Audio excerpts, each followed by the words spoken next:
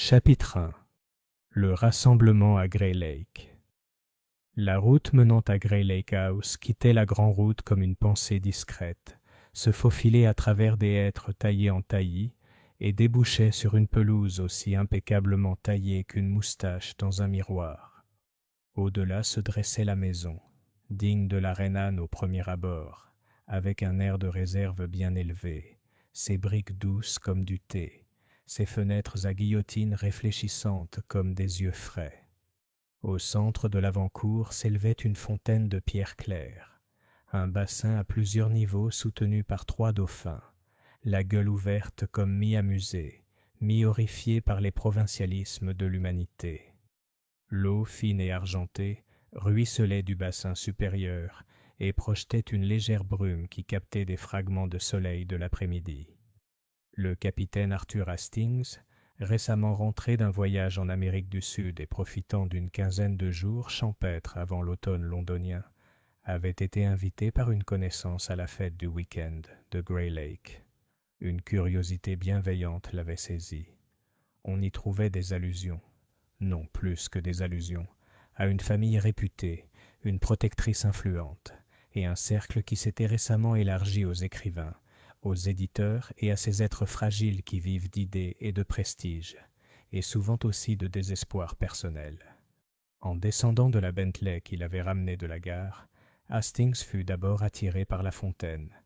Une copie romaine d'un original grec avait proposé le chauffeur avec l'érudition facile que l'on trouve parfois à la campagne. De près, Hastings constata que la pierre avait été nettoyée récemment. Les petits sillons des lèvres des dauphins étaient exempts des pellicules brunes et vertes habituelles. Dans l'eau, une feuille solitaire suivait lentement son cours, tournant sur elle-même comme une pensée latente. Un valet de pied au nez aquilin et à l'allure discrète d'un adjudant prit le chapeau d'Hastings.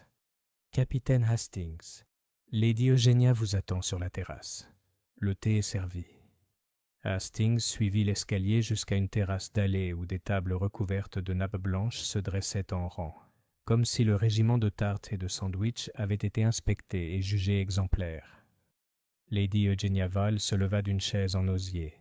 Elle avait cette prestance qui atténue la lumière du soleil pour la lui rendre avec intérêt lorsqu'elle sourit. 55 ans, peut-être, avec des cheveux argentés qui semblaient une composition délibérée et réussie. L'élégance ne l'accompagnait pas tant qu'elle ne la commandait. « Mon cher capitaine Hastings, » dit-elle d'une voix qui avait connu les comités et les avait surmontés. « Vous connaissez la moitié des gens ici, j'en suis sûr, mais je serai zélé et vous présenterai aux autres. » Hastings murmura un plaisir conventionnel. Lady Eugénia, assise entre la reine et le maréchal, lui fit réciter les noms. « Voici Monsieur Basil Quarles, un de nos dramaturges modernes. Il écrit des pièces où personne ne sait vraiment qui a insulté qui jusqu'au dernier vers, où chacun rentre chez lui furieux et satisfait. » Monsieur Quarles, au teint sombre et maigre d'une intensité blafarde, accueillit la description avec un sourire qui ne lui parvint jamais jusqu'aux yeux. « Mademoiselle Iris Penaligon, ma secrétaire. Elle me donne une meilleure idée de la logique qu'elle ne l'est. » Une jeune femme, petite, aux sourcils lisses et à l'air sérieux, inclina la tête. Sur la table à côté d'elle se trouvait un porte-document en cuir noué d'un ruban et un stylo-plume, décapuchonné, brillait comme une petite rapière. Monsieur Arnold Wycherley, éditeur. Ou du moins, le genre d'éditeur qui choisit ses manuscrits comme un fermier consciencieux choisit ses étalons. Wycherley était blond, rose et pimpant, avec une boutonnière presque trop soignée. Il avait l'air légèrement harassé d'un homme qui jongle entre l'art, le commerce et les repas de tous les tempéraments.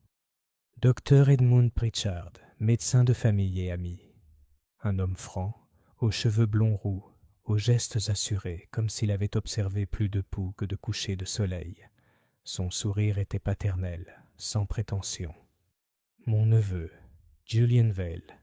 Le jeune homme qui se leva à ces mots était d'une beauté digne de certaines pièces de monnaie grecque. Une bouche trop fine pour un rire facile, un nez un peu arrogant, et des yeux qui refusaient la franchise. Il était bien habillé, même s'il n'avait pas la propreté d'un éditeur. Il avait quelque chose de froissé sur les bords, comme si les nuits tardives l'avaient tiraillé. Et madame Béatrice Crane, gouvernante et majordome à la fois. Madame Crane était vêtue de noir, aussi intransigeante qu'un décret. Ses cheveux étaient d'un fer de lance, ses mains habiles. Elle fit un signe de tête à Hastings, comme un général s'adressant à un autre professionnel. Et enfin, poursuivit Lady Eugenia, Monsieur Lionel March, romancier et critique, qui s'est montré très impoli envers mes amis de la presse écrite et à qui on pardonne parfois d'avoir raison. Monsieur March, un homme grand, au front pensif et au costume ayant connu une plus grande prospérité, s'inclina avec une grâce ironique. « Quel plaisir, capitaine! Le pardon de Lady Eugenia est comme la Constitution britannique, mystérieux dans son fonctionnement et rarement refusé à ceux qui ne le méritent pas. » Le thé continua. Les conversations se déroulèrent dans des directions qui leur étaient réservées, pièces de théâtre et la mort des intrigues bien ficelées, la fatigue de Londres, le prix du charbon, le cas curieux d'un duc qui avait épousé une actrice et s'était ensuite ennuyé. Hastings, qui est honnête en ces matières, avoua lire le genre de roman, avec des méchants bien identifiés et des héros reconnaissables. Monsieur March esquissa un sourire et dit que la vie était comme ça aussi, mais mal écrite. S'il y avait de la tension, et Hastings le sentait, elle se manifestait par des rires irrités, de brefs silences suivant certaines remarques. Basil Quarles, par exemple, observait Arnold Wycherley avec l'air d'un homme qui soupçonne son juge d'un péché personnel. Les doigts de Miss Penhaligon, lorsqu'il n'était pas immobile, redressait le ruban de son portefeuille avec un soin qui trahissait une certaine nervosité. Julian Vale ne prêtait attention à personne. Autrement dit, il observait tout le monde. Le docteur Pritchard allait et venait, faire de petites courses au garde-manger ou à la bordure herbacée, comme pour rappeler à tous que la santé se préservait par de petites observations. Lady Eugenia, bienveillante, présidait. Lors d'une pause dans la conversation, La Fontaine se fit entendre plus distinctement, son léger râle contre la pierre. Lady Eugenia suivit le regard d'Hastings. « Ah, notre petite pièce maîtresse, » dit-elle. « Elle a été nettoyée cette semaine. » L'eau avait pris une teinte étrange à cause des algues, et Madame Crane déteste la négligence. Madame Crane a dit « La saleté est un vice qui prétend être pittoresque, madame. » Wycherley, contemplant sa tasse, observa « Il y a quelque chose dans l'eau qui inspire confiance. Elle transforme les péchés en reflets. N'est-ce pas, monsieur March ?» March a répondu « Je pense que l'eau dit la vérité et la montre à l'envers. C'est la seule façon de faire passer la vérité lors de grands rassemblements. » C'était, songea Hastings, le genre de phrase dont on se souviendrait plus tard, sans vraiment savoir pourquoi. Lady Eugenia, peut-être lassée des spéculations sur l'eau, passa aux choses sérieuses. Vous savez tous, ou vous saurez dans un instant, pourquoi je vous ai convoqué. Greylake va doter un petit prix littéraire, rien de grandiose mais indépendant, une initiative non pas destinée à stimuler les ventes, mais à encourager le courage. Elle sourit à ces mots. Nous devons nous réunir ce week-end et, sans les barbaries d'un comité, parvenir à un principe, voire à un lauréat. M. Wycherley apporte les doutes d'un éditeur. M. March sera aussi agaçant que son devoir l'exige. M. Quarles représentera les dramaturges, qui, paraît-il, se méfient des prix, sauf lorsqu'ils les reçoivent. Mademoiselle Penhaligon veillera à notre honnêteté, ce qui, à Greylake, est considéré comme presque aussi important que la tenue des comptes. « Et votre neveu ?» demanda M. March avec aisance. « Qu'est-ce que M. Julian a à part ses pommettes ?» Un petit rire plus spirituel qu'amical circula. Julian ne s'y joignit pas. « J'amène ma tante, » dit-il. « Sans moi, elle s'ennuierait. Sans elle, je serais bien pire. » « Julian est mon héritier, » dit dame Eugenia avec entrain. « Il a des idées. Il les appelle des altérations.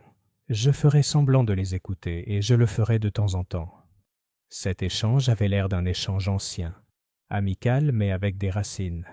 Hastings vit le regard d'Iris Penhaligon, rapidement baissé, puis relevé, et la bouche de Madame Crane, crispée par une pensée qu'elle n'exprimait pas.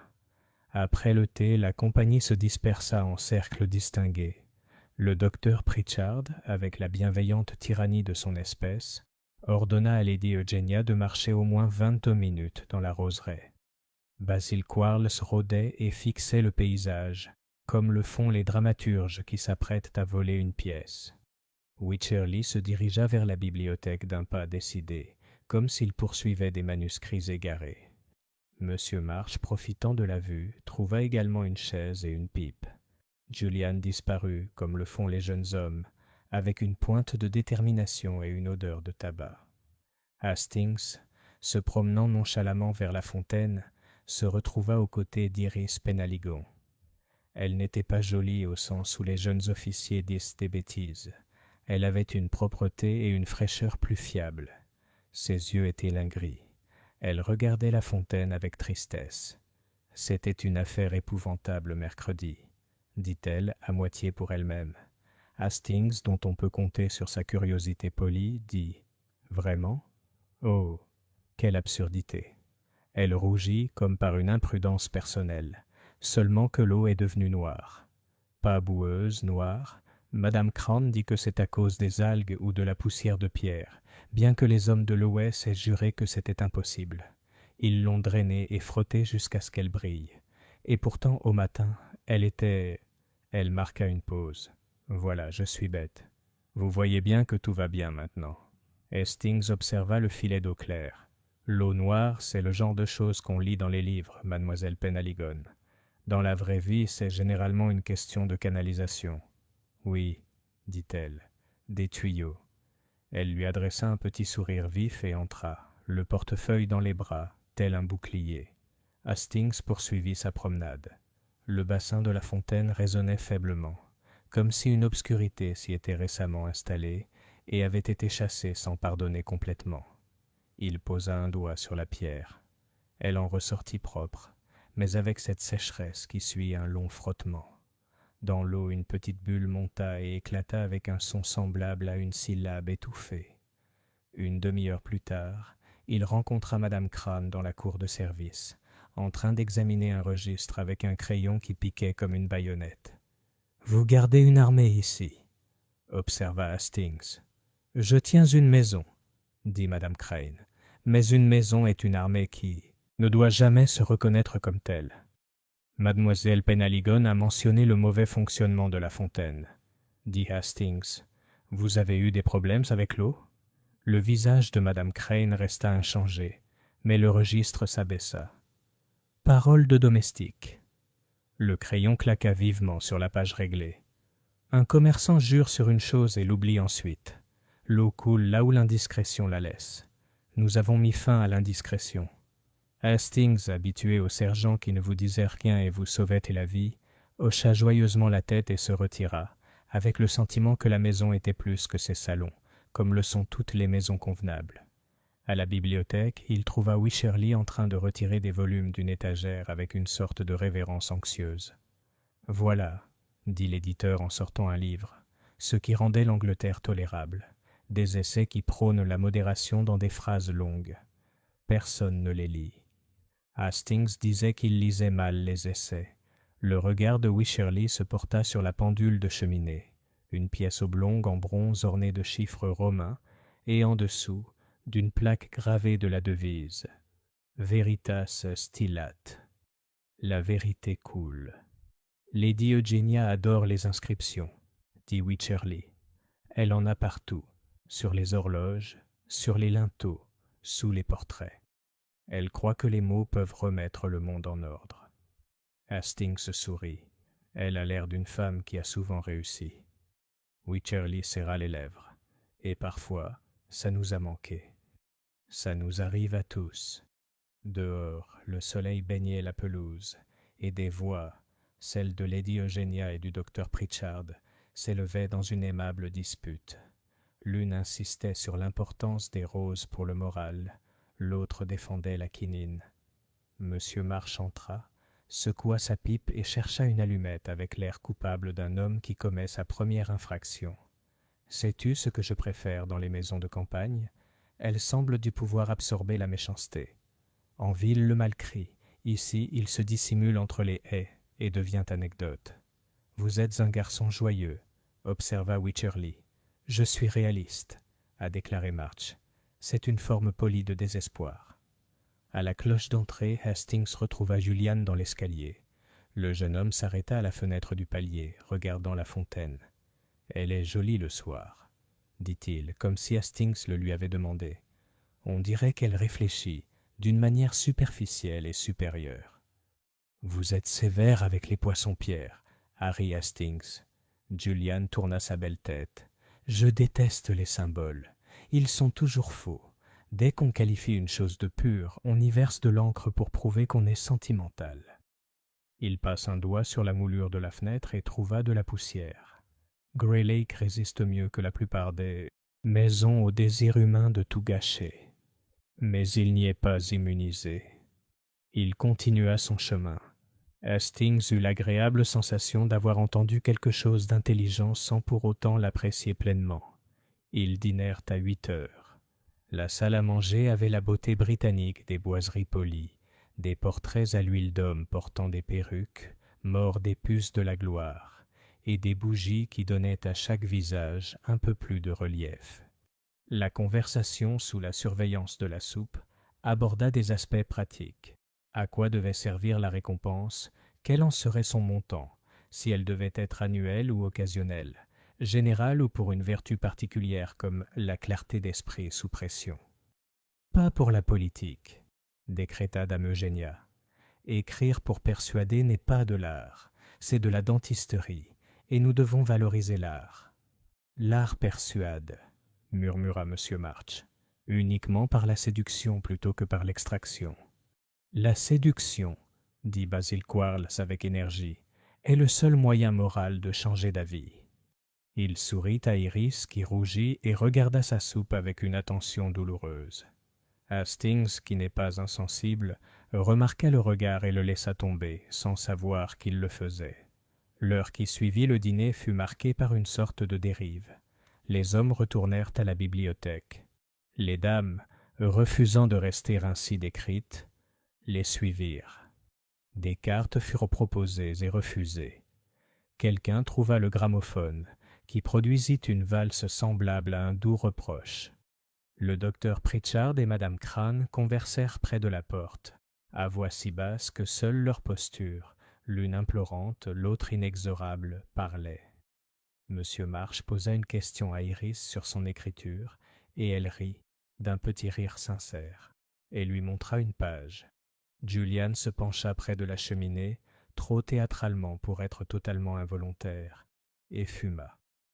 À 10 heures, une femme de chambre apparut à la porte, comme chassée par la pudeur. « S'il vous plaît, madame, Cook dit... » Elle hésita à la vue de tant de monde. « Cook dit toujours quelque chose, » répondit dame Eugénia. « Faites-la entrer. »« Oh non, madame, seulement, il y a encore une odeur dans les canalisations de l'arrière-cuisine. Monsieur Corby a dit qu'il serait là demain, mais j'ai pensé que peut-être... »« Que madame Crane s'en occupe, » dit lady Eugénia. « Nous ne serons pas étouffés par les égouts dès le premier soir d'une fête. » La femme de ménage s'est évanouie. Le visage de madame Crane ne permettait aucun commentaire, mais elle est partie. À 10h30, le gramophone s'éteignit obligeamment. La compagnie se sépara avec l'amabilité formelle qui suit un verre de vin et une heure sans rien dire de décisif.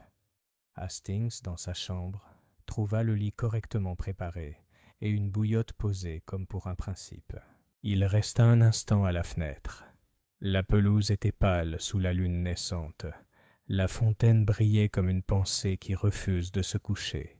Quelque part dans le couloir parvinrent les voix étouffées de 2 personnes qui ne souhaitaient ne pas être entendues, ainsi que la souplesse révélatrice d'une porte se fermant trop doucement. Une horloge sonna la demi-heure, pas la cheminée de bronze de la bibliothèque. Celle-ci avait un son plus faible, peut-être l'horloge du palier, avec son agitation ordinale. Quelque part, un renard aboya. Hastings dormait, comme le fait un homme qui n'a encore rien vu qui puisse lui inspirer de la peur. Il se réveilla un peu avant 7 heures, avec cette clarté soudaine qu'offre la campagne, où les rêves cèdent aux oiseaux. En s'habillant, Il entendit faiblement le tintement et le murmure du travail matinal. La maison, tel un navire, se remettant en ordre avant le lever des passagers. Sur la terrasse, la première fraîcheur matinale reposait comme une main attentive. La fontaine jouait. Hastings descendit les marches et s'en approcha. L'eau, qui hier n'était qu'un ruban argenté et triant, semblait plus sombre, bien qu'à cette heure la lumière soit trompeuse. Il plongea sa main dans le bassin et la remonta avec un sursaut. Une fine tache s'étalait sur ses doigts, non pas brune comme la terre, mais bleu-noir, couleur de vieilles lettres et de vieux registres. Il regarda de plus près. Le jet de la cuvette supérieure coulait sans changement, mais à l'endroit où il touchait l'eau, la surface s'étalait en volutes délicates qui s'amincissaient et disparaissaient, de l'encre se dissolvant dans l'eau. Pas grand-chose, pas un déluge, une suggestion, comme une leçon d'écriture. Hastings regarda autour de lui. La pelouse était vierge de toute trace de pas. Le gravier portait les marques nettes d'un balai. Sur le rebord de pierre du bassin, près de la silhouette d'un dauphin, il y avait une marque, une tache, comme si une petite main, pas tout à fait propre, s'y était posée. Il se pencha et la toucha. Elle était sèche, poussiéreuse. Il leva les doigts et trouva une infime trace du même bleu-noir. Une porte claqua doucement quelque part. Il se redressa. Iris Penhaligon se tenait sur la terrasse, vêtue d'une robe bleue simple, un cardigan sur le bras. Elle avait l'air d'une personne qui ne dort pas complètement. Elle aperçut Hastings et descendit la moitié des marches. Ses yeux se posèrent aussitôt sur le lavabo et s'écarquillèrent, puis revinrent à la normale comme un obturateur. « C'est une belle matinée, » dit-elle. « On se sent incroyablement optimiste à cette heure-ci. » Hastings, qui était dans l'armée depuis trop longtemps pour crier l'alarme à la vue d'un peu d'encre, acquiesça simplement. Il s'essuya discrètement les doigts dans un mouchoir et le rangea. « Capitaine Hastings, » dit Iris au bout d'un moment, d'un ton qui feignait la désinvolture mais qui ne parvint pas à ses fins. « Puis-je vous demander si vous remarquez quelque chose d'étrange dans la maison? Auriez-vous l'amabilité de me le signaler avant d'en parler à qui que ce soit d'autre? » Lady Eugenia est facilement perturbée avant le petit déjeuner, et Madame Crane est toujours facilement agacée. Il la regarda avec une surprise franche. « Bien sûr, si vous le souhaitez, » dit-il, « mais je ne suis pas détective. » Elle sourit légèrement. « Non, mais vous avez l'air d'un homme qui dit la vérité sans la répéter. » Elle passa devant lui, comme pour cueillir une fleur qui, malencontreusement, avait poussé au mauvais endroit. Hastings l'observa, puis regarda de nouveau la fontaine. Il eut, comme souvent, le sentiment que quelque chose qu'il ne comprenait pas commençait à s'écrire, avec une plume qui trempait l'eau même devant lui. De l'intérieur de la maison parvint la voix de M. March, vive, pleine de l'énergie d'un homme qui a rédigé un paragraphe avant le café. Du côté du service, une faible exclamation, étouffée, puis le pas rapide de Madame Crane. L'horloge du palier annonçait 7 heures avec une clarté prétentieuse. Dans quelques heures, la maison serait pleinement réveillée, les visages reprendraient leurs expressions du jour, les conversations et les opinions reprendraient. Mais à cet instant, tandis que l'encre dessinait de faibles tracés qui s'étalaient et mouraient, Hastings sentit la première et délicate impulsion d'une histoire qui ne resterait pas dans les limites prévues. Ce fut, plus tard, un point qui l'impressionna. Combien la maison était silencieuse alors, avant que le bruit ne la découvre. Combien modeste était le premier signe. Combien on aurait pu facilement le manquer si l'on ne s'était pas arrêté, par hasard, à la fontaine et mis la main dans ce qui n'était pas, après tout, simplement de l'eau. Chapitre 2. Une ombre avant le petit déjeuner. À Grey Lake, le matin était particulièrement silencieux, comme dans un lieu où les domestiques s'activent déjà, mais où la maisonnée, à l'étage, n'a pas encore trouvé le sommeil. Les plateaux tintaient faiblement dans les couloirs, les volets s'ouvraient avec de discrets gémissements, et l'odeur du pain qui cuisait se mêlait à la rosée sur l'herbe tondue. La fontaine de l'avant-cour jouait comme avant, mais pour l'imagination inquiète d'Hastings, une légère tache s'était formée en son cœur. Lorsqu'il descendit à 8h30, il trouva Lady Eugenia Vale déjà assise à la table du petit déjeuner, imposante silhouette derrière sa forteresse de vaisselle d'argent. Son neveu Julian était assis en face d'elle, remuant nonchalamment le café comme s'il s'agissait d'une potion qui l'avait déçu. Madame Crane se déplaçait tel un général derrière sa maîtresse, dirigeant les valets de pied d'un mouvement de menton. Capitaine Hastings. Le salut à Lady Eugenia. Vous êtes ponctuel. C'est une vertu bien souvent négligée. J'ai bien dormi, dit Hastings, bien que ses pensées reviennent à contre-cœur au bassin avec ses faibles volutes d'encre. Julian eut un petit rire. Tout le monde dort bien ici, capitaine. Rien ne risque de nous réveiller, sauf peut-être un cauchemar occasionnel. Lady Eugenia ignora la remarque. Les autres sont en retard. Monsieur March griffonnait à l'aube, m'a-t-on dit. Monsieur Quarles rumine comme une chauve-souris jusqu'à midi. Le docteur Pritchard apparaîtra après avoir harcelé ses patients par courrier. Quant à Iris... À ce moment-là, Iris Penaligon entra, son portefeuille sous le bras, le visage serein. Elle adressa à Hastings un bref sourire de reconnaissance, comme pour lui rappeler leur conversation près de la fontaine. « J'ai préparé l'ordre du jour de ce matin, Lady Eugenia, » dit-elle en déposant un manuscrit sur la table. Ses doigts étaient légèrement tachés de bleu noir. Hastings le remarqua aussitôt. La même couleur qui persistait sur sa propre main. Iris, percevant son regard, joignit rapidement les mains sur ses genoux. Basil Quarles arriva le dernier, les cheveux en bataille, la cravate de travers, marmonnant à propos d'une pièce qui refusait de se tenir. « Les matins sont une erreur de la nature, » annonça-t-il. « Il faut commencer la journée au crépuscule. » Le petit déjeuner, néanmoins, fut servi avec une civilité raisonnable. Pourtant, Hastings sentait, sous le cliquetis des couverts et les échanges polis, une tension sous-jacente. Lady Eugenia insistait sur son projet pour le prix, Wycherley objectait d'un ton doux, celui d'un éditeur. March l'interrompait par des paradoxes, Julian bâillait, Iris prenait des notes. C'était le genre de querelle familiale et littéraire qui aurait pu se terminer par des égos meurtris, n'eût été le souvenir de ce léger tourbillon bleu dans l'eau. Après le petit déjeuner, Hastings se rendit sur la terrasse.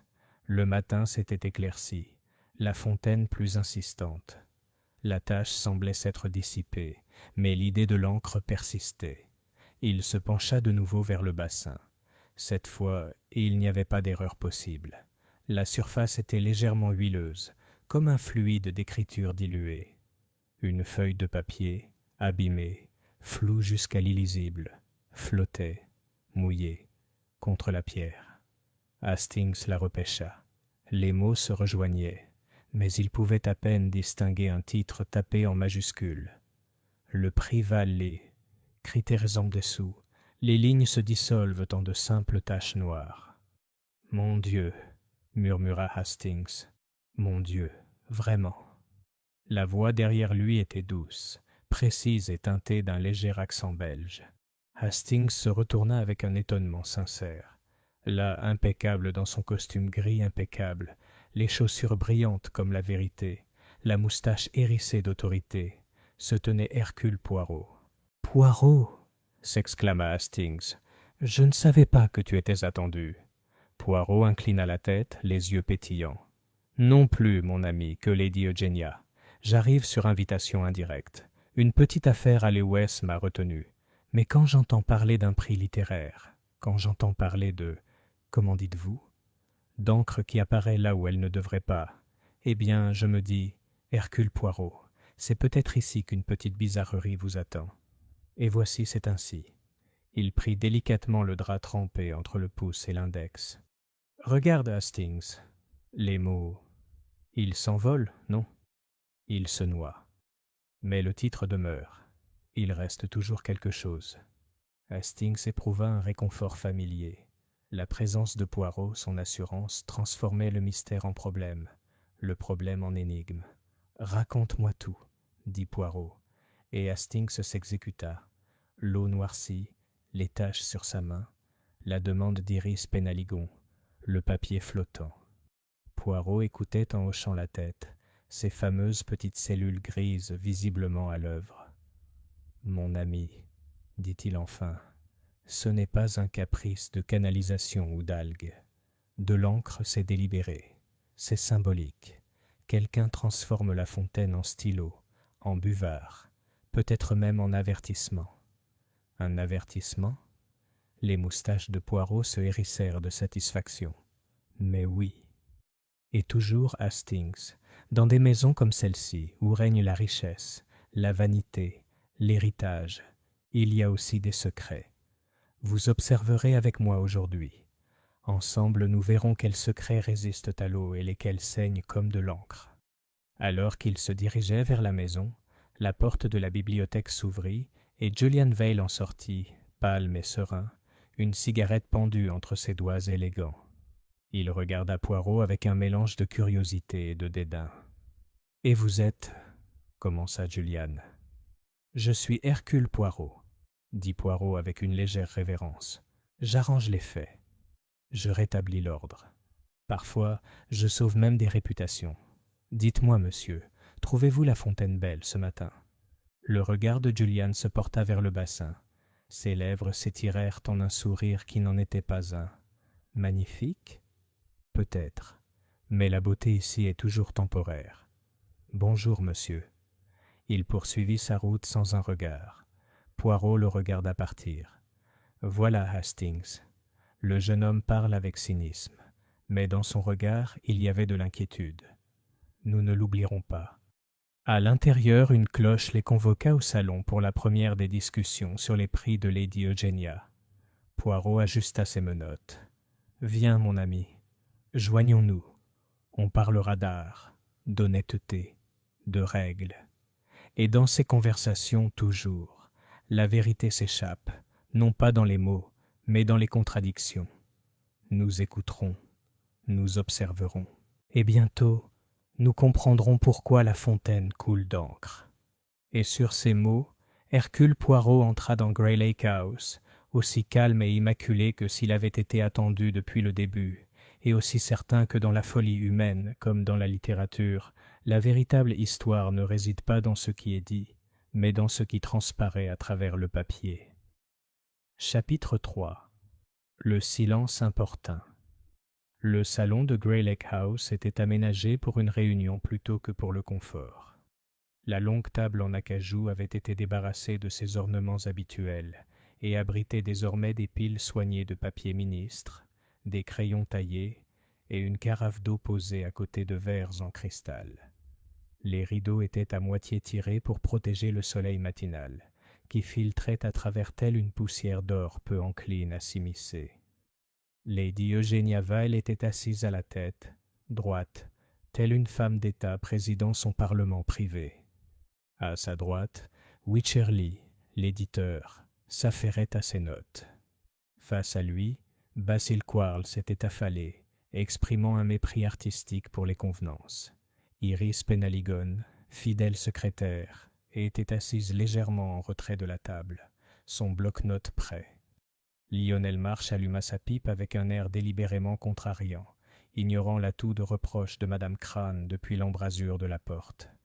Julian Vale se prélassait près de la fenêtre, la fumée de cigarette tourbillonnant autour de sa tête comme un halo caricatural.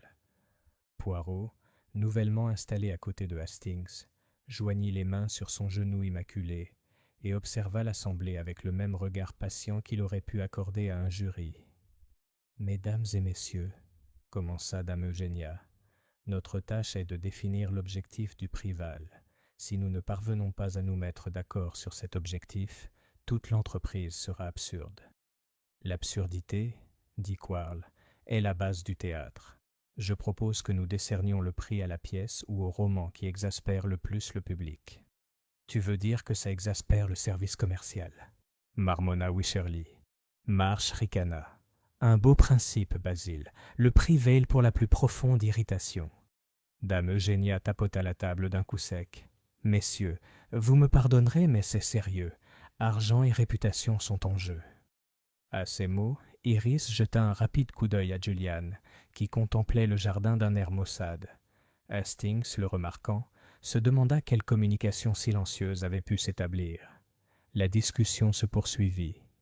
Wycherley prônait la clarté et la lisibilité, Quarles l'innovation, March le courage intellectuel. Le docteur Pritchard proposait parfois des métaphores médicales sur la littérature, qu'elle nourrisse ou qu'elle empoisonne. Iris prenait des notes avec diligence, mais son regard revenait souvent à Lady Eugenia, comme pour jauger l'endurance de la femme plus âgée. Ce fut Poirot qui l'interrompit d'une légère toux.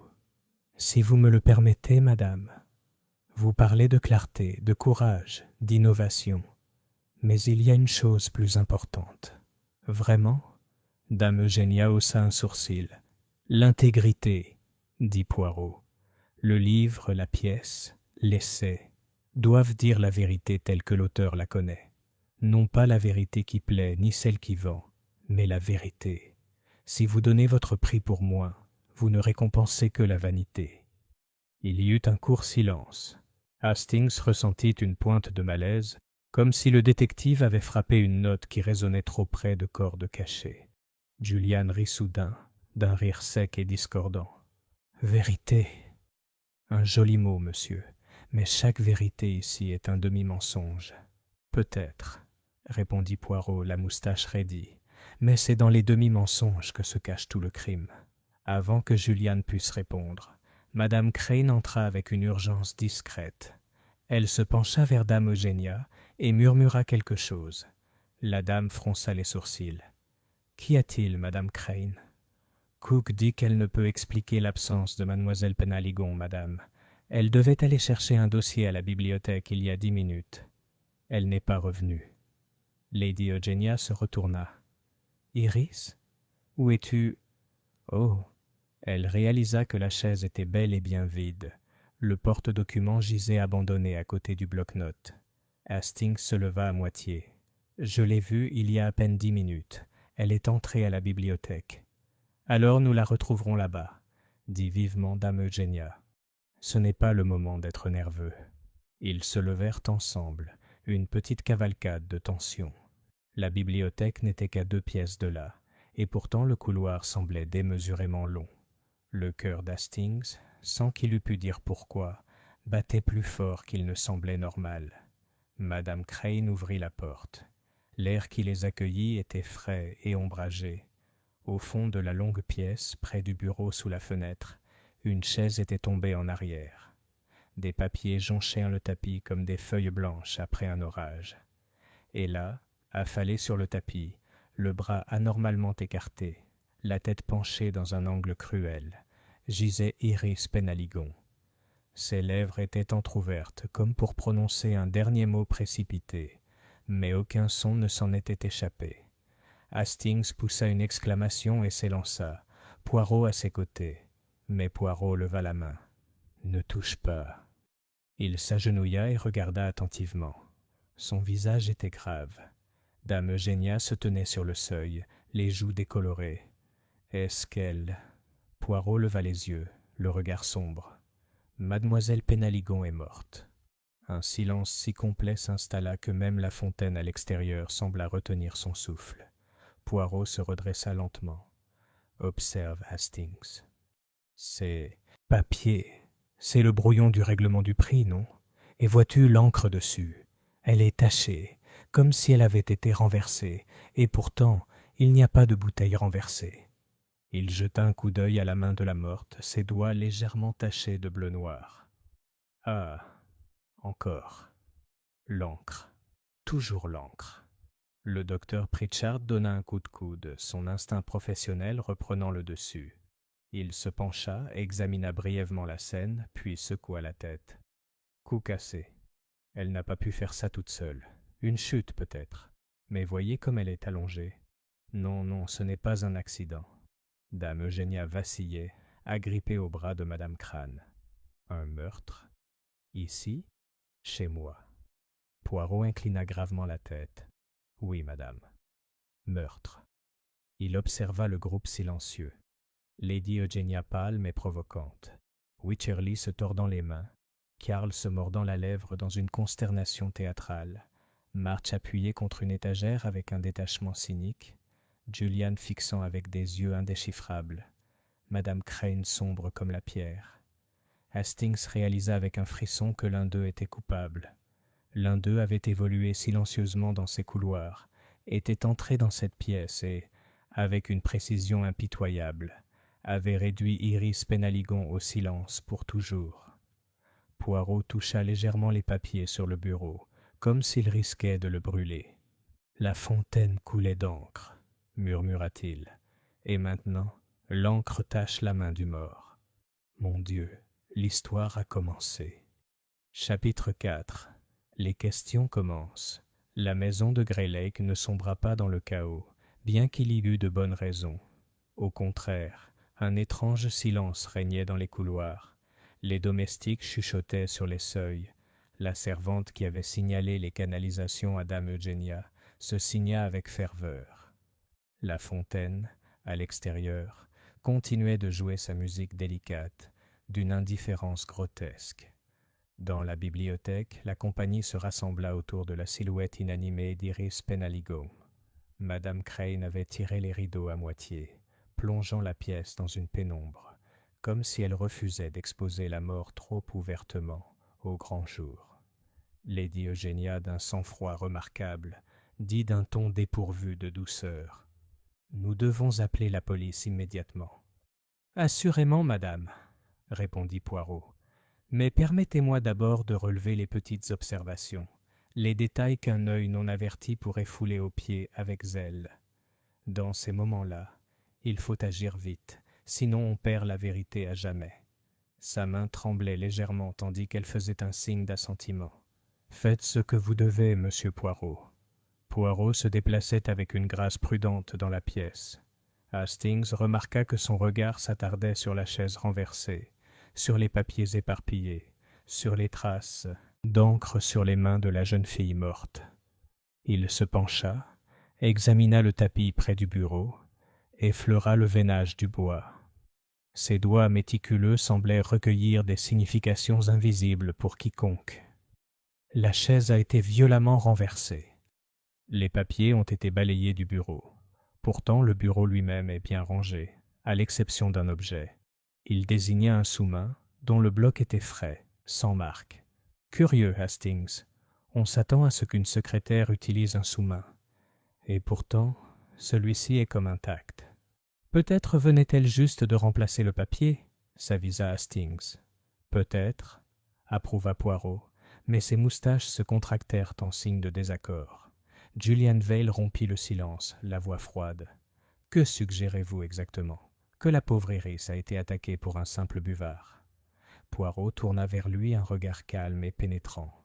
« Je ne suggère rien, monsieur. Je remarque. Suggérer trop tôt, c'est déformer la vérité. » Dame Eugénia s'affala dans un fauteuil. Elle était indispensable, travailleuse, honnête. Elle n'avait aucun ennemi. Lionel March eut un rire sec. « Tout le monde a des ennemis, Dame Eugénia. Parfois, c'est simplement la personne qui convoite votre place à la table ou votre place dans un testament. »« Monsieur !» s'exclama Lady Eugénia. Poirot leva la main. « Il dit la vérité, même si c'est brutal. Vivre, c'est offenser quelqu'un, ne serait-ce que par son existence. Alors il faut se poser les questions. » Les premières enquêtes de Poirot firent signe à Hastings de s'approcher. « Viens, mon ami. Commençons par ce qui est le plus proche. » Il dit à Wycherley. « Monsieur, où étiez-vous lorsque Miss Penaligon a quitté la pièce ?» L'éditeur s'essuya le front avec un mouchoir. « Je suis resté à la table, à relire mes notes. Monsieur March était à côté de moi, toujours en train de discuter du courage en littérature. Je peux en témoigner, dit March sèchement. Le courage de monsieur Wycherley n'était pas évident, mais sa présence, elle, l'était. Poirot inclina la tête. Bon. Et vous, docteur Pritchard?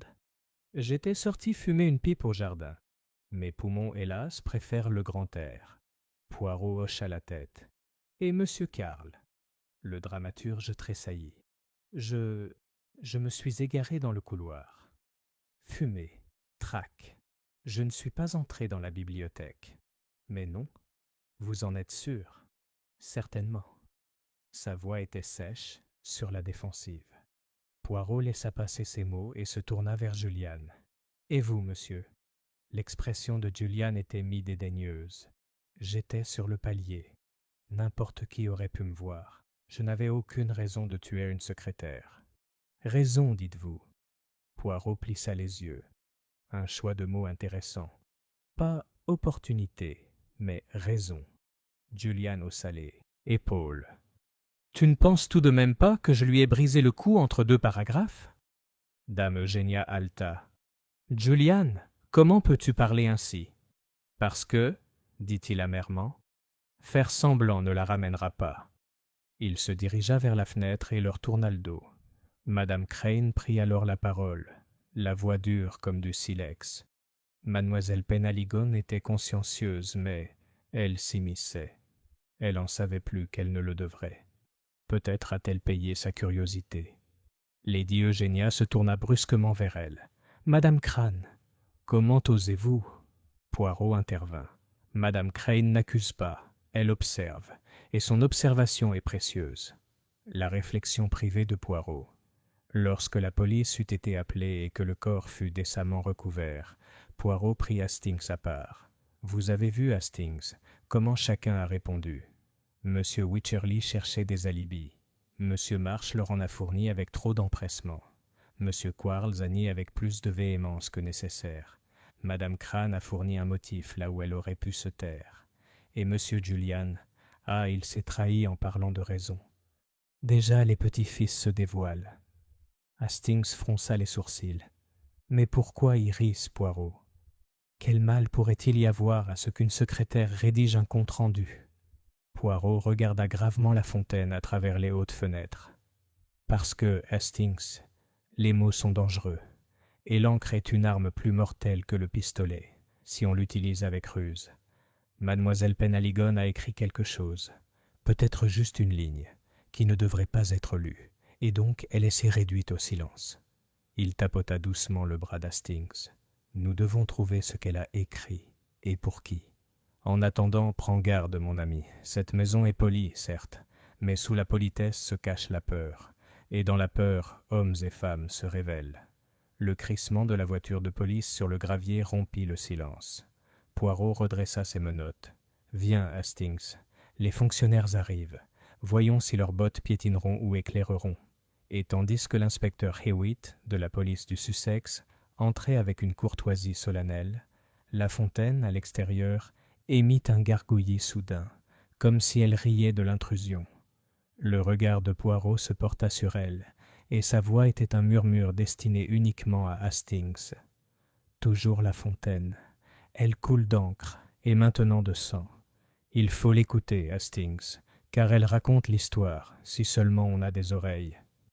Chapitre 5. Les fausses pistes. L'inspecteur Hewitt, de la police du Sussex, avait l'allure d'un homme dont le devoir est aussi précieux qu'un manteau bien coupé. Il était simple, consciencieux et conscient de l'autorité que confère le fait d'arriver en voiture avec 2 agents et une mallette en cuir. Il contemplait la bibliothèque d'un regard grave, percevant à la fois la tragédie humaine et son désagrément. « Je suis désolé, dame Eugénia, dit-il.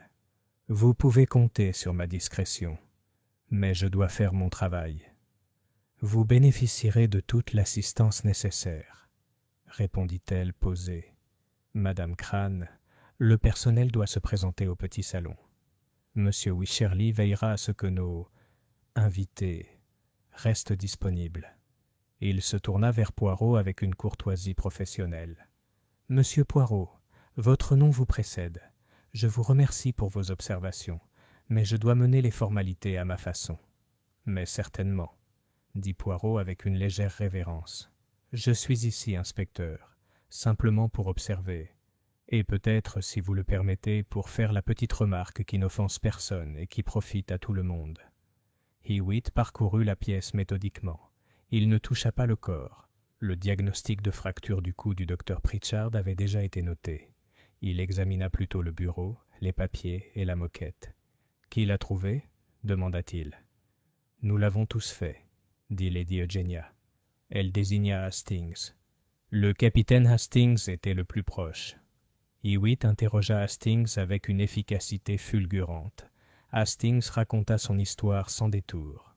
Puis, et Miss Penhaligon, qui l'a vue vivante pour la dernière fois? Je l'ai envoyée chercher un dossier à la bibliothèque, dit Lady Eugenia d'une voix plus calme. Elle a quitté le salon à 11h10. Le temps est précieux, observa Hewitt. Il consulta sa montre de poche et nota. Entre 11h10 et votre arrivée ici, combien de temps? 7 minutes, répondit aussitôt Madame Crane. J'ai regardé l'horloge en allant sonner la cloche du personnel. Bien, une fenêtre étroite. Il jeta un coup d'œil autour de lui. Bon, qu'est-ce qui manque? Ce fut Poirot qui désigna le buvard. Frais, murmura-t-il, et donc éloquent. Hewitt prit le buvard avec une pince à épiler. Cela ne lui dit rien. Il le reposa avec un léger grognement d'irritation. Un agent de police, explorant les bords du tapis, sortit un petit objet avec l'air triomphant d'un homme qui aurait trouvé une pièce dans le parc. « Pardon, monsieur. » C'était sous la chaise. Hewitt la prit. Une plume détachée, la pointe émoussée comme si elle avait été récemment forcée à un angle. Il la porta à la lumière.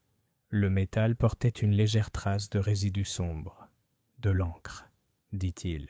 « Ou quelque chose qui se fait passer pour de l'encre, » murmura Poirot. Le regard d'Hewitt se porta vers le sol, à côté du bureau, où apparaissait un léger croissant de moquette plus sombre. « Qu'est-ce que c'est ?»« De l'eau, » dit l'agent en touchant et en reniflant. « Non, monsieur, pas d'eau. Ça sent le produit chimique. » Hewitt se redressa et son regard se porta vers la fenêtre. « Qui est venu à la fontaine ce matin ?»« Tout le monde, » avoua Hastings en rougissant. « J'y étais moi-même tôt. L'eau avait l'air bizarre. »« Étrange dans quel sens ?»« Taché, » dit Hastings, « comme si le fluide d'écriture s'y était dissous. » Hewitt serra les dents. « On va voir. » Il se tourna vers les invités. « Personne ne doit quitter la salle. Je vais prendre les dépositions une par une. » La pièce se vida peu à peu, telle une scène d'opéra entre deux actes. Poirot resta. Son regard suivit Basil Quarles, qui hésitait sur le seuil, avec l'air coupable d'un écolier attendant d'être rappelé. « Monsieur Quarles, » dit Hewitt d'un ton sec, « un mot, s'il vous plaît. » Basil se retourna. « Si vous le voulez bien, inspecteur. Je vous préviens, les matins et les meurtres sont tout aussi néfastes pour mon tempérament. » Hewitt le regarda d'un air neutre. « Ton tempérament survivra. Où étais-tu entre 11h10 et 11h17 ?»« Comme je l'ai dit à monsieur Poirot, à la dérive, » dit Basil. « Dans le hall. J'ai peut-être jeté un coup d'œil dans un cabinet rempli d'horribles bergères en porcelaine. Elles me désapprouvent, et je leur retourne le compliment. Quelqu'un t'a vu ?» Basil écarta les mains. Hélas, mes mouvements portent peu de témoignages. Le regard d'Hewitt baissa et Hastings vit ce qu'il vit. Le poignet gauche de la chemise de Basil portait une petite tache bleuâtre, rapidement tamponnée mais non effacée. Le regard d'Hewitt s'éclaira. « Qu'est-ce que c'est ?» Basil baissa les yeux et rougit. « Oh, ça. De l'encre. Une maladie de dramaturge. Elle n'épargne personne. »« De l'encre où ?» Le ton de Hewitt était d'une douceur trompeuse. De l'encre par-ci, de l'encre par-là. Je signe. Dame Eugénia a une manie des signatures. Il ne faut pas faire un mélodrame d'une tâche, inspecteur. Hewitt lui prit le bras et examina la manchette avec l'intérêt professionnel d'un tailleur. Bleu-noir de Prusse. Frais. Et votre autre manchette est propre. Vous écrivez de la main droite, monsieur Karl. Je fais. Alors pourquoi la tache est-elle sur ta gauche? Basil eut un léger sourire. Parce que la vie est perverse. Poirot intervint d'une voix suave. Aussi parce qu'un homme qui soulève un objet taché d'encre, un papier humide par exemple, ne choisit pas toujours la main qui vient à son secours. Ce sont les petites crises de l'improvisation, n'est-ce pas? Les yeux d'Hewitt ne quittèrent pas Basil des yeux. Êtes-vous entré dans la bibliothèque? Non, dit Basil trop vite. Hewitt hocha la tête comme un homme qui reçoit une carte. Merci. Restez à votre disposition. Une fois Basile parti, Poirot émit un petit son pensif. C'est le genre de personne qui ment mal, non pas parce qu'il est au méchant, mais parce qu'il a souvent dû mentir. À des femmes qui s'attendaient à ce qu'il soit meilleur qu'il ne l'est. « Vous le soupçonnez » demanda Hastings, surpris. « Je ne sais pas. Je constate que les preuves le désignent avec l'innocence d'un doigt peint par un enfant. » Les yeux de Poirot pétillèrent. Et ses doigts pointent souvent dans la mauvaise direction. La fontaine paraissait innocemment lumineuse sous le soleil de midi. Pourtant, lorsque l'agent de Hewitt trempa un mouchoir blanc dans le bassin, il en ressortit légèrement taché, et un parfum, âcre, métallique, monta dans l'air. « Ce n'est pas de l'encre ordinaire, » dit Hewitt en fronçant les sourcils. « Que dit votre nez, docteur ?» Le docteur Pritchard se pencha et renifla avec une gravité professionnelle. « Il y a un mordant, de la gale ferreuse, peut-être, bien que l'odeur soit plus prononcée. Il pourrait y avoir un réactif. »« Un tour de théâtre ?»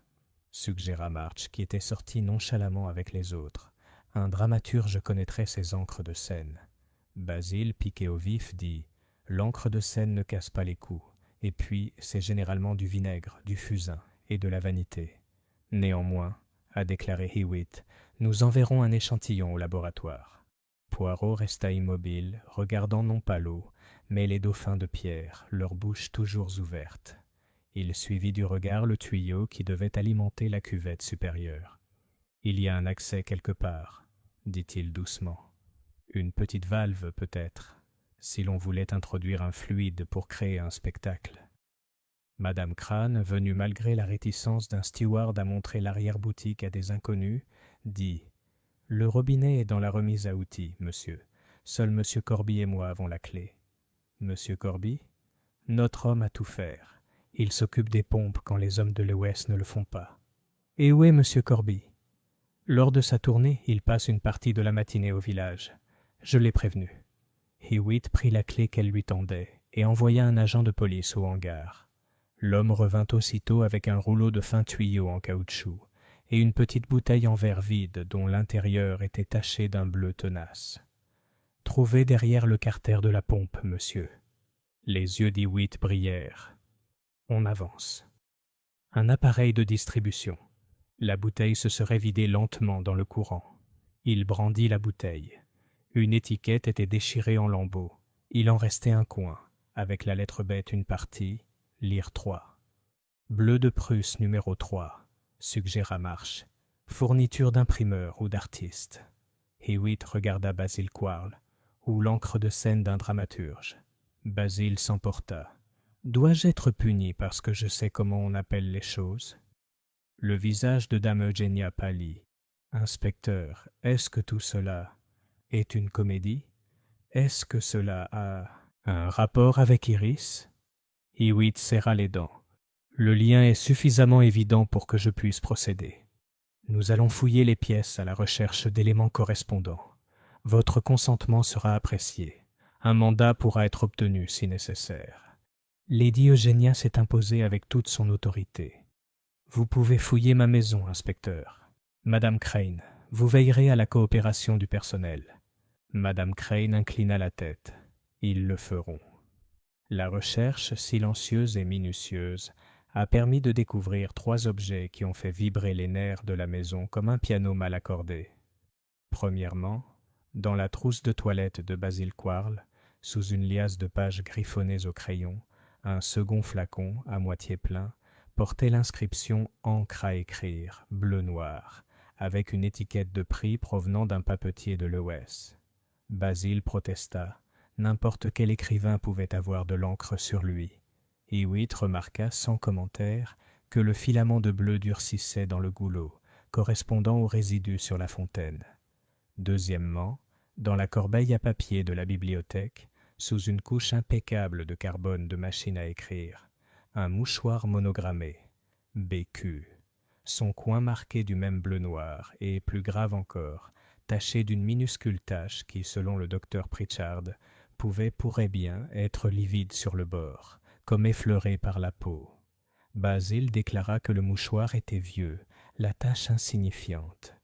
Hewitt l'emballa avec la délectation d'un homme qui monte une affaire.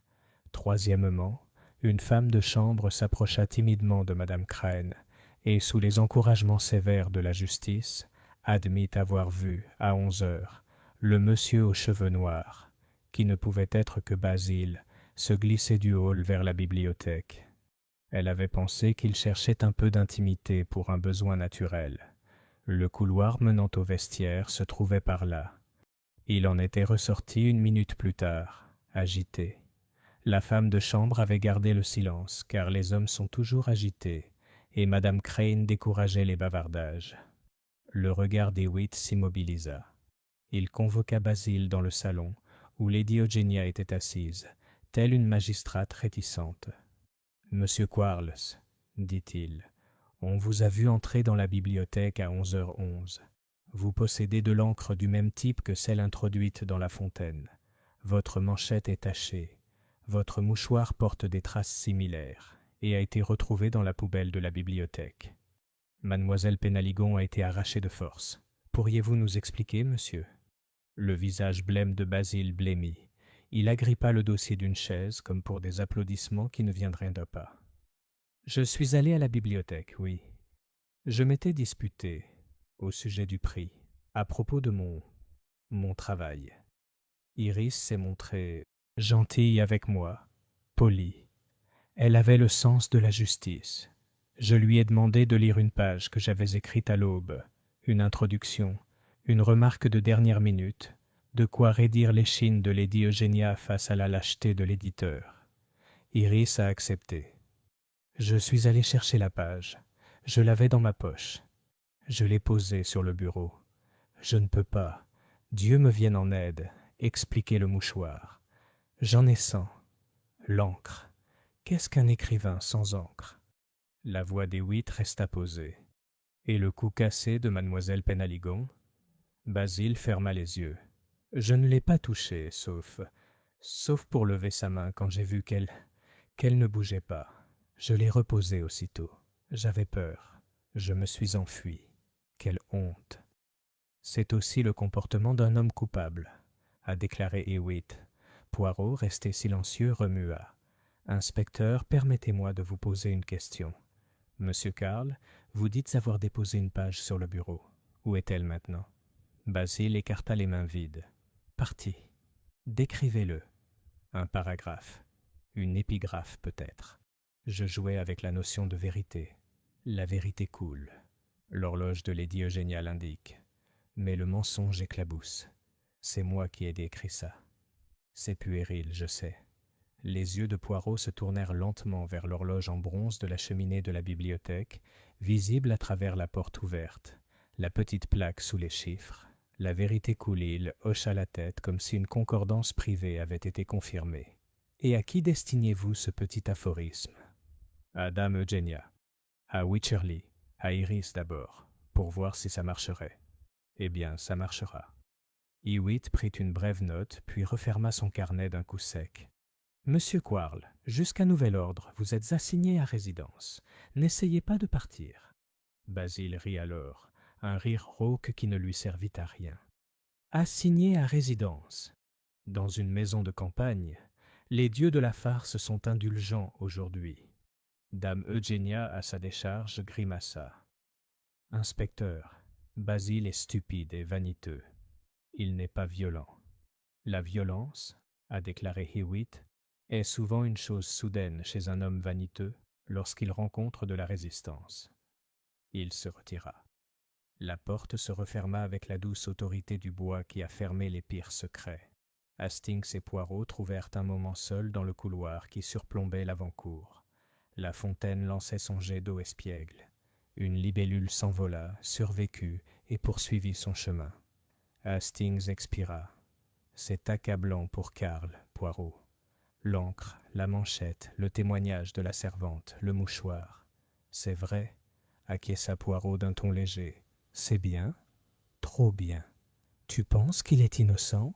Je pense, dit Poirot, qu'un meurtrier, qui installe une bouteille et un tube dans une fontaine pour symboliser l'encre, n'est pas comparable à un dramaturge qui renverse de l'encre sur sa manchette et écrit de mauvais aphorismes avant le déjeuner. Je pense que les mouchoirs voyagent.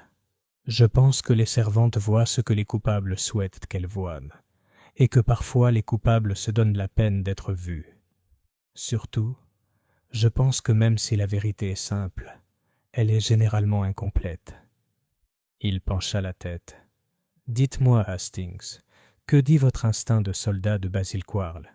Peut-il se briser le cou en silence? Hastings hésita. Les mains de Basil étaient fines, ses poignets nerveux. Il pourrait, frénétiquement, mais ce ne serait pas propre. Juste comme ça, et ça, les doigts de Poirot mimèrent une torsion précise et cruelle. C'était propre, efficace. Il y a de la technique, il y a aussi de la psychologie. Miss Penhaligon n'aurait pas laissé Basil s'approcher si près de lui sans crier. C'est le genre d'homme à qui les femmes offrent des mouchoirs, pas de la confiance. Hastings réfléchit. Et alors, le regard de Poirot se porta vers l'escalier où Julian Vale avait disparu plus tôt, vers la porte où Madame Crane se tenait telle une sentinelle, vers le jardin où le docteur Pritchard fumait avec un calme admirable, vers la bibliothèque où Wycherley, rose et transpirant, tripotait maintenant ses papiers comme si un contrat pouvait le protéger du destin. « Nous allons faire un petit cadeau à l'inspecteur, dit-il. Nous lui donnerons l'évidence. Il sera heureux. En attendant, nous chercherons ce qui ne l'est pas. Le leur, Hastings, nage avec vigueur. Il est peint uniformément, très rouge. Il faut admirer son énergie. » Ils furent rejoints par Hewitt, dont le pas avait la vivacité d'un homme portant une mallette. « Monsieur Poirot, vous serez heureux d'apprendre que j'ai déjà téléphoné pour demander des menottes. »« Ah, dit Poirot, des menottes pour les menottes. » La symétrie, comme elle ravit le cœur. Hewitt parut un peu piqué. « Tu me trouves trop impatient. »« Je te trouve assidu, » répliqua Poirot d'une voix douce. « Et je pense que l'assiduité est un filet qui attrape des poissons. Mais parfois, le mauvais poisson nage le premier. » Hewitt rougit. « Si vous avez des réserves, monsieur, je vous rappelle qu'il s'agit d'une enquête policière. » Le regard de Poirot devint grave. « Je ne cache rien, inspecteur, si ce n'est ma tendance à anticiper. C'est un vice. Pardonnez-moi si j'ai du mal à le supporter. » Hewitt perdit son sang-froid à ce ton. « Très bien. Je vais continuer. Mais... » Il marqua une pause. « Vous pensez vraiment que Quarles n'est pas notre homme ?» Poirot releva sa moustache. « Je pense qu'il était notre homme pour l'encre. Peut-être même pour le théâtre. Mais pas pour l'acte qui a brisé un cou avec l'économie d'un chirurgien et le temps d'une horloge. » « Un chirurgien ?» Hewitt tourna la tête par réflexe vers le jardin où se promenait le docteur Pritchard, auréolé d'une fumée authentique. Le regard de Poirot exprimait un vide poli. « Je ne dis rien. Je constate simplement que la main était exercée. » La bouche de Hewitt se serra. « Très bien. Je suivrai les indications. En attendant, si vos petites cellules grises produisent quelque chose de digne d'intérêt, je serai obligé de l'entendre. » Il s'éloigna. Poirot resta immobile, comme s'il écoutait une musique trop faible pour d'autres oreilles. Enfin il parla, à moitié pour lui-même. « La vérité coule goutte à goutte, » dit-il doucement. « Mais le mensonge éclabousse. Et pourtant... » Et si le meurtrier nous avait offert non pas une éclaboussure, mais une fontaine?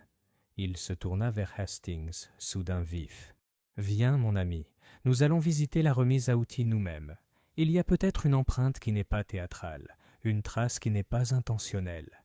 Nous mesurerons les valves, nous compterons les clés, et nous poserons une ou deux questions à Madame Crane pour savoir qui commande quelles bouteilles à l'Ewes et qui les paie. » Hastings le suivit, porté comme toujours par l'énergie qui s'emparait de Poirot lorsque l'odeur, fausse ou vraie, flottait dans l'air.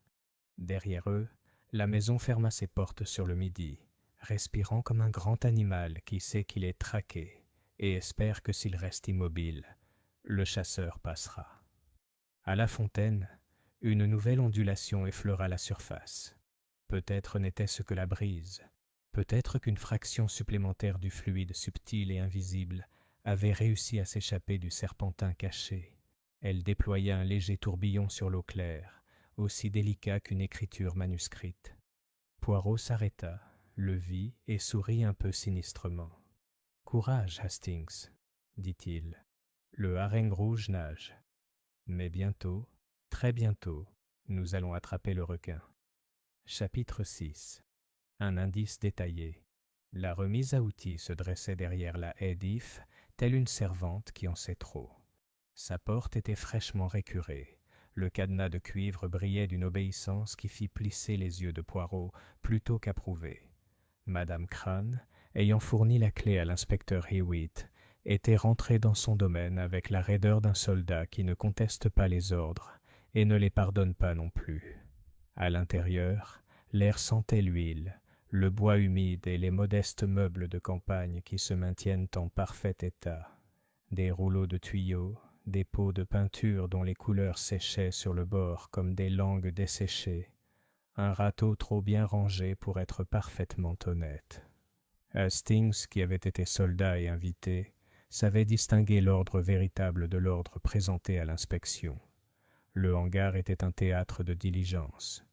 Poirot, avec sa propreté habituelle, tenait ses mains derrière lui, comme s'il ne voulait contaminer ni les objets ni lui-même.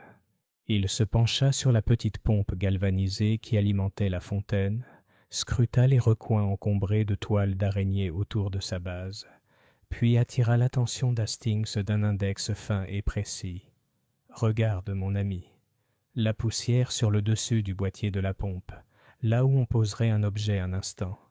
Elle est déplacée ici, et intacte là. La bouteille trouvée par l'inspecteur, elle n'a pas toujours vécu derrière le boîtier.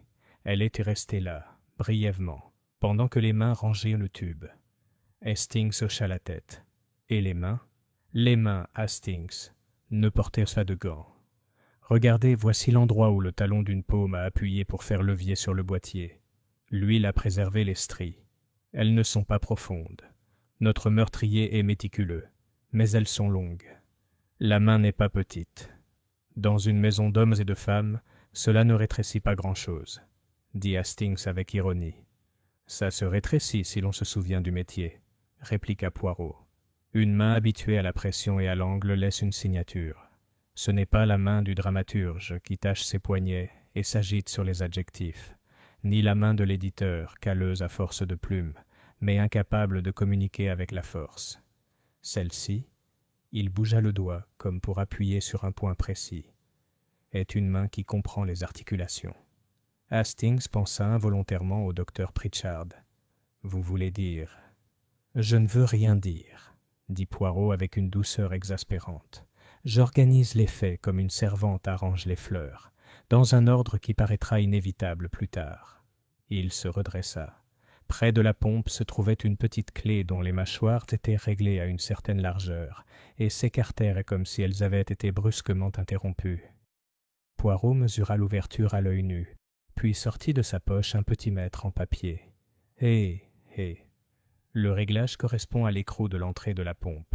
La personne qui travaillait a été interrompue, ou devait revenir.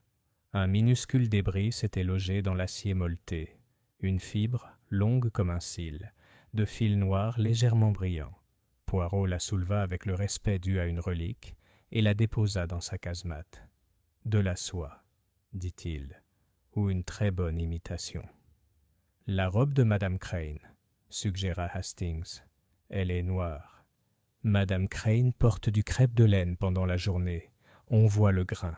Celui-ci est plus lisse. Réfléchissez, Hastings. Qui ici porte du noir qui soit aussi une question de vanité ?» Hastings examina l'assemblée. La cravate de Basil était d'un raffinement négligé. La boutonnière de Wycherley était blanche. Marsh portait un tweed sobre, mais Shavian. Julian. La veille, le smoking de Julian était noir. Et dans cette maison, le jeune homme déambulait comme d'autres s'habillaient, dans des tenues qui auraient été formelles ailleurs. « Tu penses à Julian ? » « Je pense qu'un fil est un fil et qu'une veste est une veste, » disait Poirot. « Rien de plus, jusqu'à ce que ce soit plus. » Ils retournèrent à la maison. La cour était peuplée de domestiques. par 2 ou 3, qui détournèrent le visage comme si l'intimité pouvait être obtenue en ne se voyant pas. L'inspecteur Hewitt s'était installé dans le petit salon et recueillait les dépositions avec une patience qui pouvait passer pour de l'ennui. Poirot, qui ne commettait jamais cette erreur, laissa l'inspecteur à son travail et conduisit Hastings à la bibliothèque. « Ici, dit-il doucement, nous ne regardons pas le corps qui a disparu, ni le drame des papiers jetés, mais les petites choses qui ne savent pas mentir. » Le bureau était resté tel quel, à ceci près que le dessus du buvard laissait apparaître une feuille neuve, vierge, trop neuve, trop vierge, comme un visage fraîchement poudré après les larmes. Poirot le souleva de 2 doigts. « Frais, murmura-t-il. L'inspecteur a seulement vu que ça ne lui disait rien. Mais il n'a pas demandé pourquoi. Une secrétaire qui écrit, dicte et prend des notes. Elle utilise le buvard. Toujours. Le papier en dessous. Eh bien, on verra s'il a la mémoire que le dessus n'a pas été autorisé à garder. » Il fit glisser la feuille propre, révélant le support cartonné et, en dessous, un autre buvard, légèrement usé. Poirot sortit de sa poche un petit crayon, de ceux que mâchonnent les écoliers, et commença avec une délicatesse presque sacerdotale à ombrer la surface par traits légers. Hastings vit apparaître un fantôme. Les formes inversées des lettres s'épanouissaient sous le graphite, comme écrites par l'invisible. Un mot d'abord, puis le trait qui l'entourait. Codicille. Hastings inspira. « Un mot juridique, celui-là, » dit Poirot avec délectation. « On n'écrit pas de tels mots dans les maisons de succession sans provoquer de petites brises. Continuez. L'ombrage a mis en lumière des fragments, allégués, en cas de... seront exclus. J'y vais. » La ligne se brisa en rayures là où la main s'était levée, puis revint avec plus de détermination. Un autre mot, faible mais certain, surgit comme un poisson hors de l'ombre, avec effet immédiat. Poirot s'arrêta, satisfait. « Tu vois, Hastings, notre demoiselle a écrit plus que quelques minutes pour un prix. » Hastings le fixa du regard. Lady Eugénia modifiait son testament. Peut-être. Ou du moins, je rédige un brouillon pour y ajouter quelque chose. Et les initiales, j'y vais, sont bien celles que tu imagines. Mais écoute. Il tapota légèrement la ligne. C'est une fausse piste à l'encre noire. Elle nage dans une direction trop attrayante. Tu penses que quelqu'un l'a plantée ? Je crois que quelqu'un a retiré la feuille du dessus pour empêcher ce piège, sans imaginer que la feuille du dessous le trahirait. C'est de la panique, pas un plan. La panique est propre aux innocents qui découvrent les morts, ou aux coupables maladroits. Lequel choisirons-nous ? Observez encore, Hastings, le flux des lettres. Elles sont inversées, bien sûr, mais vous pouvez voir l'inclinaison caractéristique. L'écriture d'Iris Penhaligon, nette, légèrement penchée vers la droite. Je l'ai vue sur son agenda. Mais ici, il désigna le JV. Cette paire de lettres n'est pas la sienne. Hastings plissa les yeux, sceptique et loyal. Ce n'est pas le sien ? On dirait qu'il est d'un seul tenant. Les yeux de Poirot brillèrent. Non. Le geste réalisé avec un trait plus prononcé et un léger crochet à l'empattement. Une affectation de l'homme instruit. Iris fait sage comme la machine à écrire. Simple. Élevé. Ah, le bras gauche est court, le bras droit long, car la main hésitait à écrire la lettre assez petite pour qu'elle puisse la tenir à côté de son écriture. Quelqu'un s'est penché et a ajouté des initiales à une phrase authentique. Cru. Mais dans la demi-seconde de la peur, on écrit avec ses habitudes. Alors le codicille est vrai, l'exclusion est vraie, mais la personne visée exclue. Hastings leva les yeux, consterné. N'était-ce pas Julian ? Ou pas forcément, dit Poirot. Peut-être un autre avec ses initiales, bien que je n'en connaisse aucune ici. Ou peut-être qu'il n'y avait pas d'initiales du tout, et qu'un ami bienveillant les a ajoutées pour nous indiquer la voie. Quoi qu'il en soit, ce n'est pas encore une preuve. C'est cependant une petite chanson que le journal chante quand on l'encourage. Il se tourna vers les feuilles éparpillées sur le tapis, C'était le projet de règlement du Prival. Certaines étaient dactylographiées, d'autres portaient l'écriture soignée d'Iris. Plusieurs présentaient la même tache bleu-noir qui avait offensé le nez d'Hastings. « Observez la tache, » dit Poirot en s'accroupissant. Elle s'étend de gauche à droite sur la marge. Mademoiselle Penaligon écrivait de la main droite. Un droitier tâche de droite à gauche en se penchant en arrière. Ceci, Hastings, est le trait d'une main gauche sur de l'encre fraîche. Quelqu'un d'autre a brossé la page? Oui, et plus encore. L'encre a une certaine prétention chimique. L'encre ferro-gallique noircit à l'air. À la première application, elle est plus grise. En s'oxydant, elle noircit et mordille la page avec son acide. Ici, voyez-vous, la tache est plus claire que les traits restants. Cela indique que la tache s'est produite très peu de temps après l'application de l'encre, environ 30 secondes plus tard. Hastings, qui admirait une telle expertise, dit « Comment sais-tu une telle chose, Poirot ? » « Parce que, mon ami, je garde mes cahiers impeccables et que je lutte contre leur fluide depuis des années, et parce qu'un professeur de chimie m'a un jour reproché d'acheter de l'encre bon marché. » Il se leva. « Voilà la petite contradiction. Si Iris avait écrit ces lignes et avait été tuée sur le coup, une main gauche n'aurait pas eu le temps de dessiner sur l'encre et de la maculer ainsi alors qu'elle était encore toute jeune. Si, au contraire, elle avait écrit puis s'était relevée, et qu'une autre était venue maculer, alors notre chronologie se décale de quelques secondes qui comptent. Les 7 minutes de l'inspecteur Hewitt sont un monde où il faut vivre ou mourir. » Hastings fronça les sourcils. « Vous insinuez que le tueur a mis la scène en scène, qu'il a agi pour créer le suspense ? Peut-être pour relier l'encre de La Fontaine à celle de la page. Théâtre, comme vous dites. Ou peut-être pour effacer un mot précis. Regardez. » Il se pencha avec un petit verre. Ici, sous la tache, on distingue à peine 2 montants et une croix, un H peut-être, puis un ventre arrondi, puis un bâton avec une boucle, Gialor et H-H. Ses lèvres tressaillirent. Jardin non, Jardin 1, ou beaucoup plus anglais, Hagens.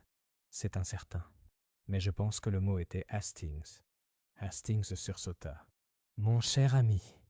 Le regard de Poirot était bienveillant. « Ne saute pas, Hastings. Ton nom dans les notes d'Iris pourrait apparaître pour la plus innocente des raisons. Préviens Hastings. Elle t'a demandé, n'est-ce pas, de te confier à elle en premier si tu voyais quelque chose d'étrange? Ou demande-leur à Hastings. Tu es fiable. Pourtant, pour le meurtrier maladroit, voir Hastings sur une page pourrait sembler une menace et doit être flou. C'est encore de la panique. » Hastings déglutit. « Je n'aime pas être un mobile accidentel. Ce n'est rien. Mais cela me dit que l'esprit qui a agi n'est pas froid, mais vif. Et pourtant, le meurtre lui-même, si précis, est dû à la fraîcheur de la main et non de la tête. » Il s'approcha de la fenêtre. L'horloge de cheminée en bronze tic-taquait fièrement sous les chiffres latins. La vérité cool Poirot l'observa pendant 1 minute entière et sourit comme si l'horloge avait avoué. « Hastings, » dit-il doucement.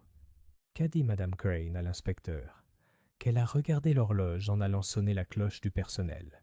Il était 11h17, d'après ce cadran. Mais cette horloge a 2 minutes de retard. Je l'ai réglée moi-même au petit déjeuner sur l'horloge du palier.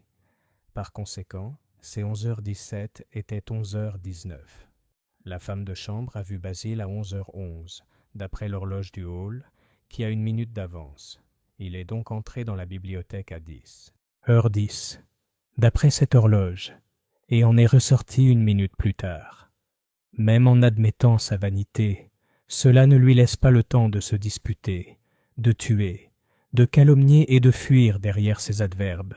« Bon Dieu, » dit Hastings, amusé malgré la gravité. « Nous devons arrêter les horloges. Nous devons les corriger, » dit Poirot, et avec eux, la petite affaire bien rangée de l'inspecteur. Il resta immobile un instant, comme il le faisait souvent lorsqu'une pièce prenait place sur l'échiquier. Puis, il se dirigea vers l'âtre et s'agenouilla, scrutant le socle de l'horloge en bronze. Là, juste sous la plaque, il trouva ce qu'il cherchait, un léger croissant bleu-noir sur le bord de la cheminée en bois, comme le souvenir d'un doigt qui avait saisi et stabilisé, la main gauche tachée d'encre, lorsqu'on tendait la main pour régler les aiguilles. Le tueur, murmura-t-il, a rendu l'horloge honnête, ou malhonnête, pour s'accorder à son drame. Il a touché l'encre et le bois s'est souvenu. Ils furent interrompus par un pas léger,